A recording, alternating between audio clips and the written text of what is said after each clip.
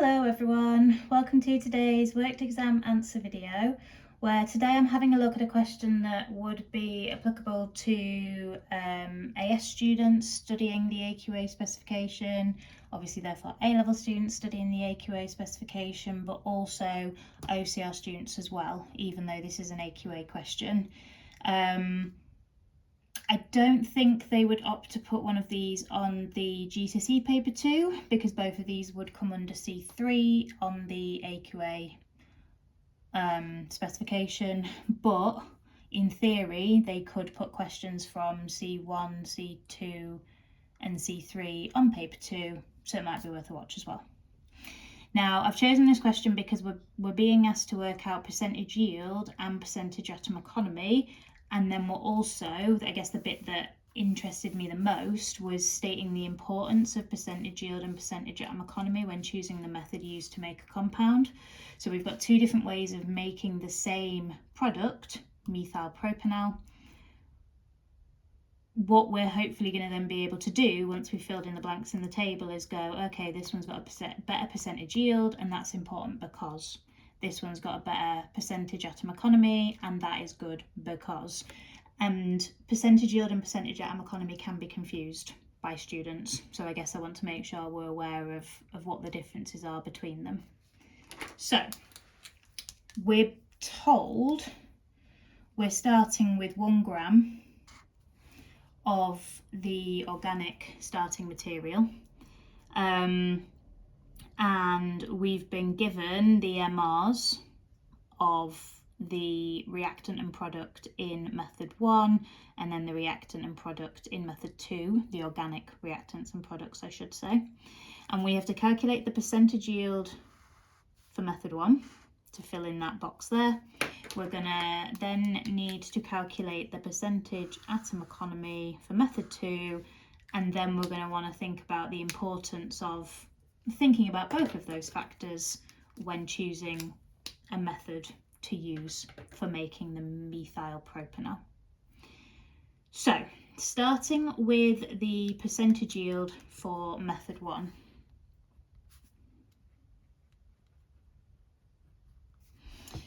We have been given, as a part of the table, the actual yield of product that we have made. Now annoyingly they've given us it in milligrams, just so that we have one extra conversion to do. Now milligrams to grams, we would divide by 1,000, so 0.552 grams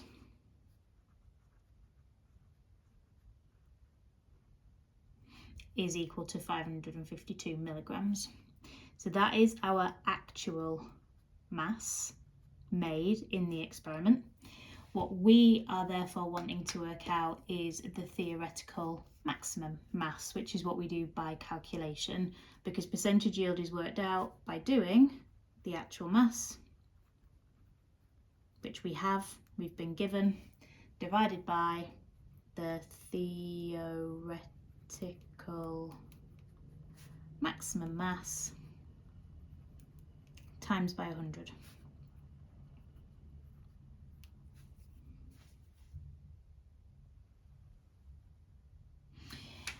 So when it comes to working out the theoretical maximum mass, we're going to figure out how many moles of the reactant we use up. We're going to use the ratio from this equation, which is 1 to 1, to then go, oh, this is how many moles of the product I should have made. Then we're going to times that by the MR to work out the mass we should have made. And then we'll be able to figure out, well, how much of what we should have made was actually made. So again, we can do a table for this. I was just thinking I would normally put like the formulae of the reactant and product, but they've given us them skeletally and we don't need to make life more difficult for ourselves. So I'm literally just going to call one of the columns reactant, the other product, and then we're going to have mass, MR, moles, ratio. So student uses 1 gram of the organic starting material, so that's 1 gram. MR, 116. Moles is mass divided by MR, which is why I always do mass then MR then moles in my table. So that is 8.62 times 10 to the minus 3. The ratio from the equation is 1 to 1. So therefore the maximum moles of product that we could make would be 8.62 times 10 to the minus 3. And then the MR of the product is 72.0. So then I'm going to take those moles and times by 72 to get the mass, which is 0.621 in grams. Now, I guess we could convert that into milligrams and then do actual mass in milligrams over the theoretical maximum mass in milligrams, but it sits better with me to do it in grams because that's standard unit for mass. So I already converted the actual mass, 0.552.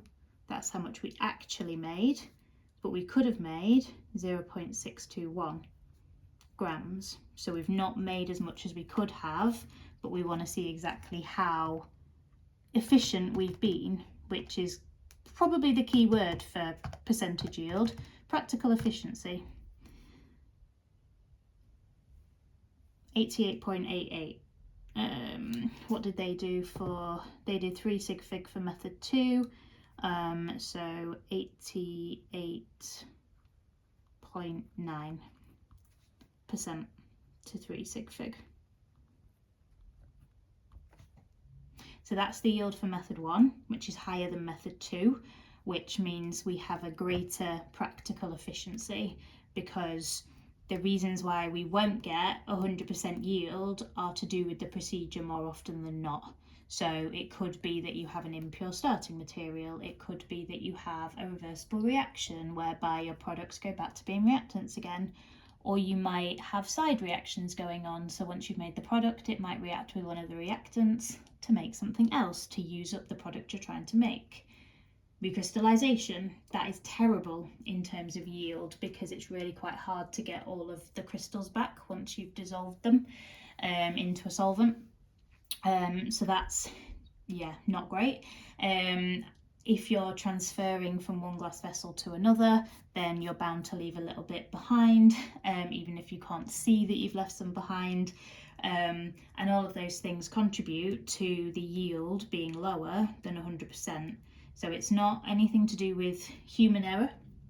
It's not the same as atom economy, and we'll think about why that's different in a second. But yeah, for percentage yield, obviously we want as high a yield as possible because that means we're making as much product as we possibly can be, meaning our practical is more efficient and then fundamentally obviously more cost effective. But percentage yield is this idea of practical efficiency. What could we have made? What did we actually make? That's percentage yield. Now, percentage atom economy, still a percentage. Percentage atom economy, we are thinking about how many of the atoms in the starting material go into the desired product. Now, we therefore need to know what the desired product is in cases where we are making more than one product. Now, because it's told us we're making methyl propanol, out of these two products, the desired one is going to be the methyl propanol. We're not doing this reaction to make water, we're doing it to make methyl propanol. So what we want to know for percentage atom economy is how many of these atoms are ending up in there and how many atoms get wasted in the byproducts that we form. So percentage atom economy is equal to the MR of the desired product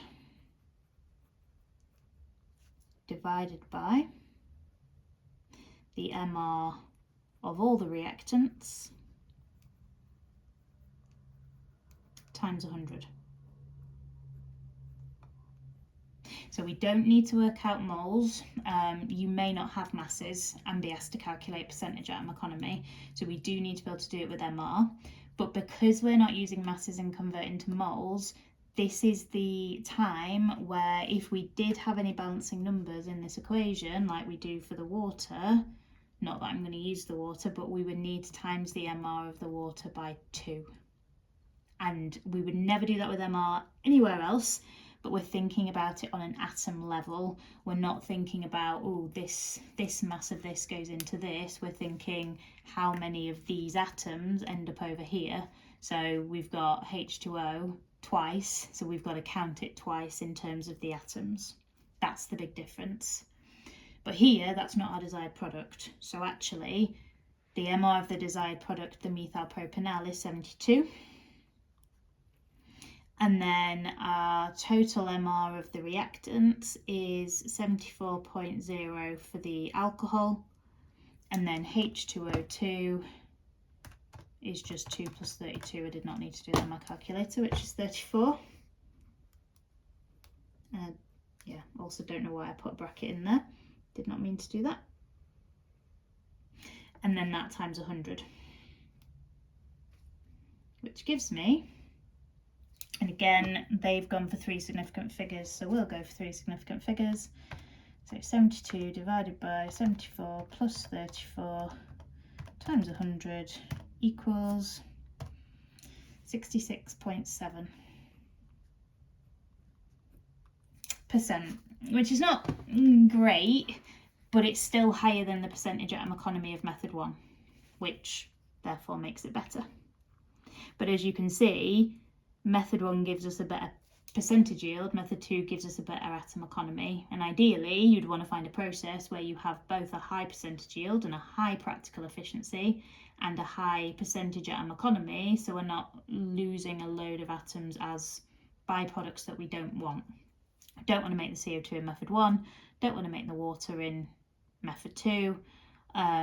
If we can do things like addition reactions where you're only adding things together and making one product, brilliant, because you're only making one product, atom economy will be 100%. Amazing. But obviously not every single reaction can be addition, so this is where obviously industries have to think really carefully about the pros and cons of favouring yield over favouring atom economy. So in terms of why it's important to think about it, this is thinking about wasted atoms in byproducts, things that you make that you don't want to be making but you can't kind of not make in the reaction that is going on. And that's the difference between the two, okay? Hopefully that makes sense. There will be some questions where students will say things like, oh, it's going to give us a greater yield, when they don't actually mean yield, they mean atom economy or vice versa. So just make sure that you can distinguish between them yourself, and that you'd be happy writing that in words, because that is something that you might have to do, and it might be that you have to compare. I'm thinking year 13, AQA, different ways of making primary amines. If we make a primary amine via a nitrile, we're going to get a higher yield even though it's a 2-step process, because you're going to go from a halogenoalkane to a nitrile, and then from the nitrile to the amine. That second reaction is addition, it's reduction because we're gaining hydrogen, and in the first one the only organic product you get is the nitrile, whereas if you make a primary amine via a halogenoalkane straight away via nucleophilic substitution, there is the possibility of your amine product then acting as a nucleophile and reacting further to give us a secondary amine and potentially a tertiary amine and then a quaternary ammonium salt. So in that case, you would not have such a good yield of your primary amine because it then participates in side reactions. We get more nucleophilic substitution, which means we're going to get a mix of products, which means the yield of what we actually want is going to go down. And you might have to be able to explain the benefits of therefore each method. Usually the more steps you do, the lower the yield, but I would argue not in this case. But yeah, so that's hopefully been useful in terms of the differences between the two. Any questions, as always, let me know, guys. Thank you so much for watching, and I hope that you're all keeping well, and yeah, feeling good about the exams. Take care of yourselves. Catch you soon.